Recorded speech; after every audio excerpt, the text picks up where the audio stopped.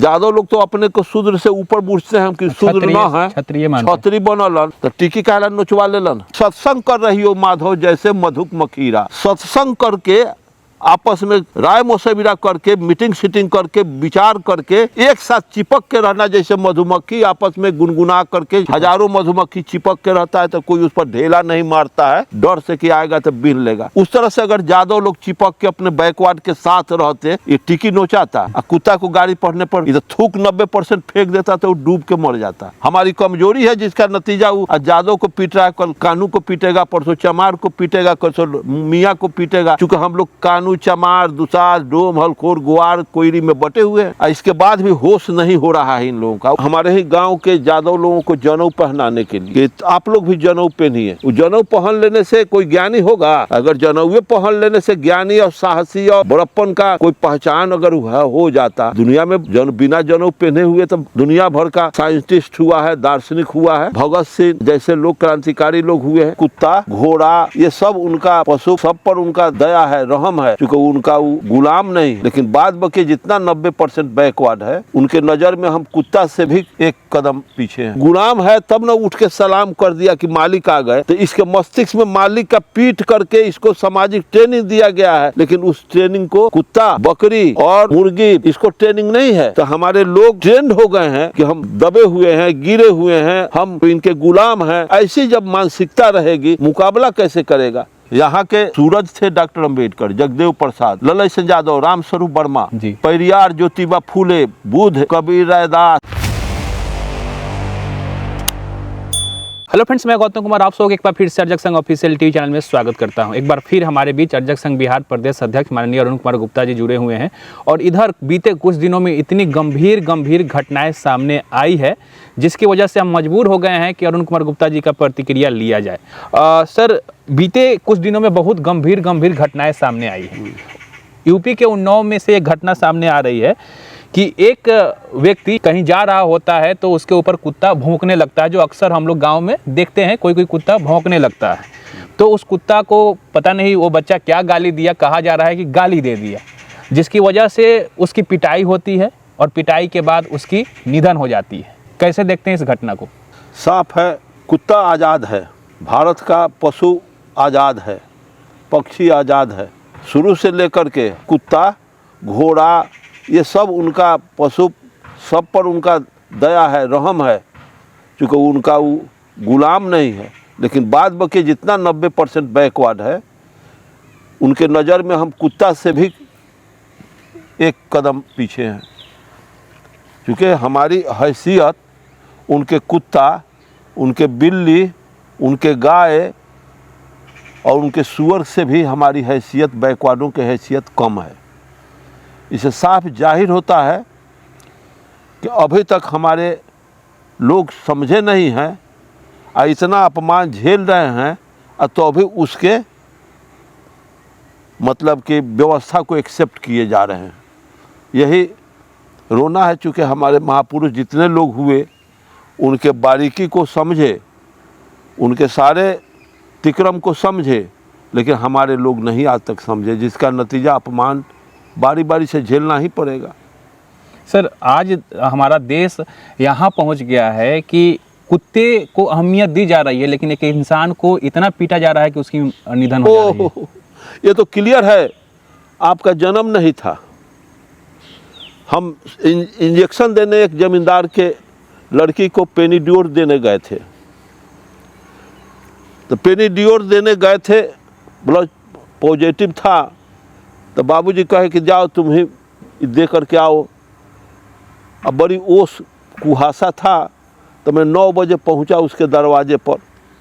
तो उस जमींदार के दरवाजे पर मैं देखा कि मुर्गी कुर्सी पर बैठी हुई है। 5 को 7 को मुर्गी जमींदार के दरवाजे पर था, सब मुर्गी के आर्म पर बैठा हुआ, नीचे बैठा हुआ। अब 2 गो उसका खस्सी था, बड़ा बड़ा 20-20 किलो का, जो उसके पटिहाट पर बैठा हुआ था और वो अपना जुगाली कर रहा था। लेकिन एक पासी उस बगान के लिए गया था कि मालिक से बगानवा फिर साल भर के लिए लेंगे, तो बगान के लिए एक पासी गया था, एक कुम्हार जाति का आदमी गया था। तो मैं गया टेबल कुर्सी पर बैठ के टेबल पर इंजेक्शन रख करके दवा मिलाने लगा। वो ज़मींदार की लड़की आई, मैं दवा में नॉर्मल थी वाटर दे करके, नॉर्मल सलाइन दे करके उसको डिजॉल्व कर रहे हैं, झोर रहे हैं। तो जिसको पढ़ना था वो आई लड़की, आने के बाद वो कुर्सी पर बैठी तो कहा कि बाँह में दीजिएगा कि कमर में। तो हम कहे कि जौन सुविधा हो ले लो। हम उसको इंजेक्ट करने गए तो वहाँ ज़मींदार उसका पिता आया तो उठ करके सलाम किया। कुम्हार और पासी जाति उठ के सलाम किया, पैर के नज़दीक जा करके इस तरह से करके फिर बैठ गया।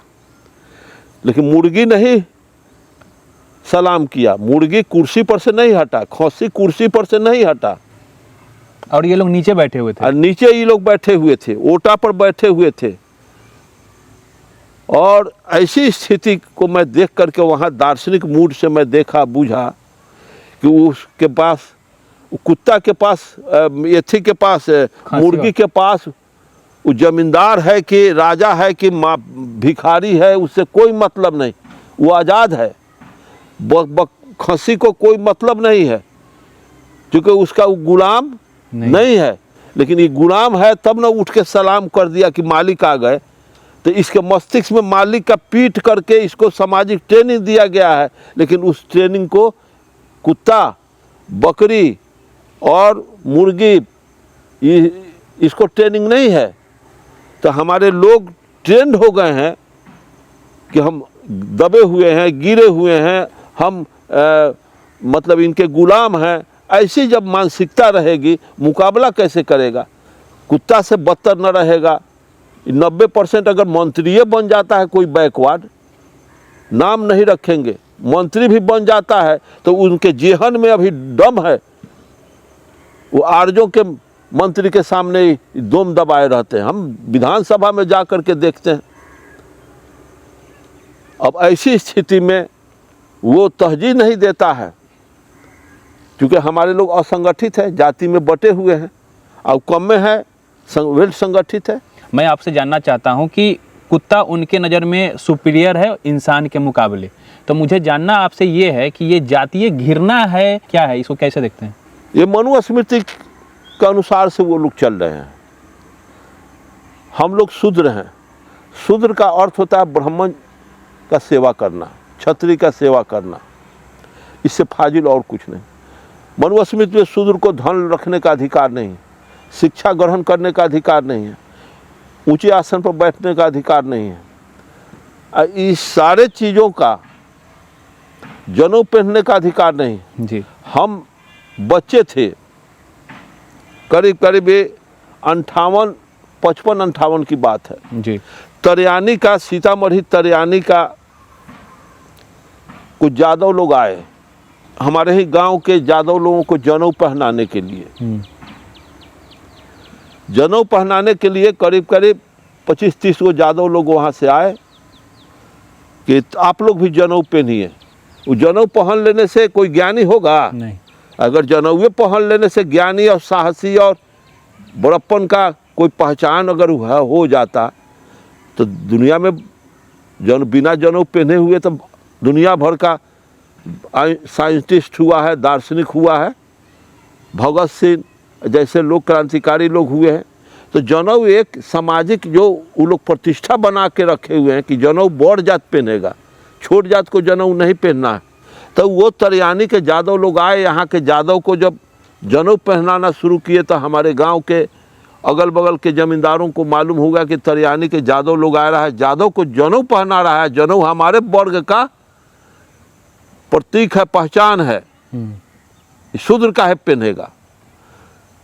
तो यादव लोग तो अपने को शूद्र से ऊपर बुझते हैं कि शूद्र न है, क्षत्रिय बनलन, तो टिकी कहला नोचवा लेलन। पहनाने के लिए जब यहाँ के यादव लोगों को बैठा के मीटिंग किए, और जब अगल बगल के गाँवों में जमींदारों को मालूम हुआ, ऊंचे जाति के लोगों को मालूम हुआ, तो सब गरसा फरसा ले करके बहुत लोग गया।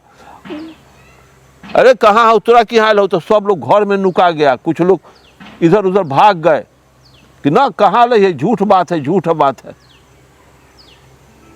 सारा लोग गया था, उन लोगों के यहाँ खोजने गया था कि कौन आया है, कहाँ से तरियानी से आया, जनेऊ कहाँ पहन रहे हो तुम लोग, तो ना मालिक नो आया है, ई ऊ कह करके लोग पाट दिया, झूठ बोल करके ये लोग पाट दिए। साहस नहीं हुआ कि कहे क्यों नहीं, साहस इन लोगों क्यों नहीं हुआ कि कहे नहीं हम जनेऊ पहनेंगे, आपसे हम जनेऊ लेने गए हैं, धागा लेने गए, हमारा जात पहनाने आए, हम पहनेंगे।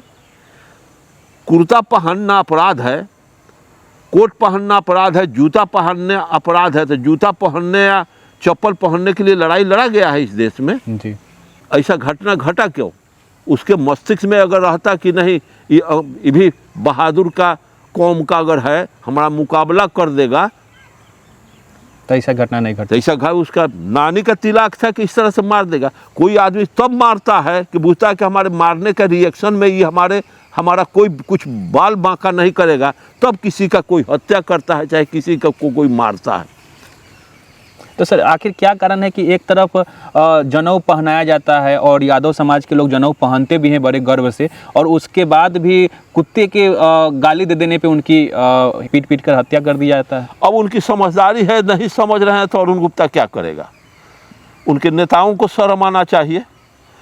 पढ़े लिखे लोगों को, जादव में IAS IPS नहीं है जी, उनको मुंह खोलने का, मुंह पर ताला लगा हुआ है। अरे बैकवर्ड में जो IAS IPS हो जाता है वो बूझिए कि और ज़्यादा भ्रष्ट हो जाता है, लेकिन सवर्ण में जो IAS IPS है अपने कौम को अपने कौम को वो काफ़ी बैकिंग करता है, उसके बात को, उसके प्रतिष्ठा को, उसके एथी को, पैरवी को सुनता है, उसकी हेल्प में रहता है। लेकिन बैकवर्ड का कोई भी IAS IPS पदाधिकारी हो जाएगा, साधारण दरोगा भी हो जाएगा, वो बैकवर्ड का पैरवी जाएगा तो उसको भी चाहेगा कि इसको भी हम लूट ले, दबोच ले, जिस तरह से आर्ज नोट सा दबोचता है। मतलब जिस प्रकार से सवर्ण में जो IAS ऑफिसर होते हैं, जो भी पदाधिकारी गण होते हैं, वो लोग एक दूसरे को बैकिंग करते हैं, सपोर्ट करते हैं, तब ना गोल करता है। लेकिन हमारे समाज में ऐसा नहीं, क्योंकि रात दिन हम देखते देखते 80 बरस का उम्र होने जा रहा है, हमको क्या कोई समझाएगा जी? इस विषय पे एक लास्ट सवाल है सर, इस तरह की घटनाएं न हो, हमारे समाज के लोगों को क्या मैसेज देना चाहेंगे? यहाँ के सूरज थे डॉक्टर अंबेडकर, जगदेव प्रसाद, ललय सिंह यादव, रामस्वरूप वर्मा जी, पेरियार, ज्योतिबा फूले, बुद्ध, कबीर, रैदास, कार्ल मार्क्स, इतना बड़ा बड़ा महान आदमी, इतना बड़ा दार्शनिक का जब असर इन 90% बैकवर्ड पर नहीं पड़ा, रैदास तो साधारण तर्क दे करके, दोहा चौपाई कह करके समझाए हैं कि सत्संग कर रही हो माधव जैसे मधुक मखीरा।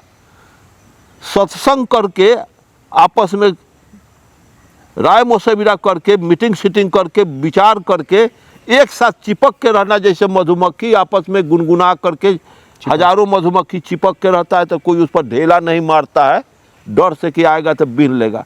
उस तरह से अगर यादव लोग चिपक के अपने बैकवर्ड के साथ रहते, ये टिकी नोचाता, और कुत्ता को गाड़ी पढ़ने पर इधर थूक 90% फेंक देता तो वो डूब के मर जाता। मतलब कुल मिलाकर हम लोग असंगठित है, जिसका फायदा वो लोग उठा रहे हैं। हमारी कमजोरी है जिसका नतीजा वो यादव को पीट रहा है, कल कानू को पीटेगा, परसों चमार को पीटेगा, परसों मियाँ को पीटेगा।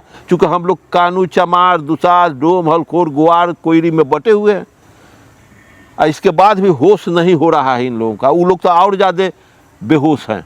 तो साथियों, माननीय अरुण कुमार गुप्ता जी ने अपना विचार रखा कि कहीं ना कहीं इस प्रकार की जो घटनाएं हो रही हैं वो कहीं ना कहीं हमारे असंगठित होने की वजह से हो रहा है। तमाम बातचीत पे आपकी क्या प्रतिक्रिया है हमें कमेंट बॉक्स में जरूर दीजिएगा। मिलते हैं अगले वीडियो में, तब तक आप और अपने परिवार का ख्याल रखें। जय अर्जक।